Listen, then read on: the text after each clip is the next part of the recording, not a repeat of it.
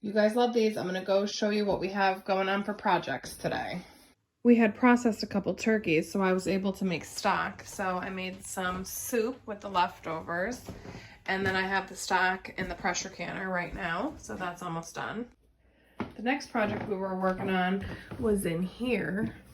I moved all of my freeze-dried stuff in here, and I actually emptied this bottom one so that I could throw stuff in here too, and relocated the dishes and mixing bowls that were in there because it was just too dark to see what we had like in the back for this cabinet to get the food to actually use it to cook.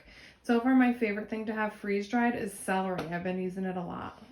Yesterday I came grocery shopping down here, so then when I pulled a bunch of jars out, I decided to take a bunch of my new canning stuff and put it back in. And what I did was I took a bunch of this long-term storage stuff that I was using for backups out from that bottom shelf. They don't really fit good down there anyways.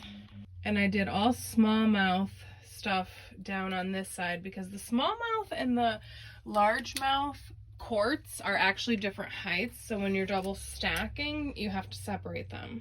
So I still have this bottom left corner to clean out, but before I did that I was going to vacuum seal some stuff. So I got everything set up to vacuum seal it, got my vacuum sealer out and everything, and when I'm looking at these, they're actually all vacuum sealed. What happened was because I put the oxygen absorber in there, it's made its own vacuum. And when I look at all these, nearly every single one of these, except for the ones I've already used, is actually sealed, which is really cool. Those Harvest Right oxygen absorbers are no joke.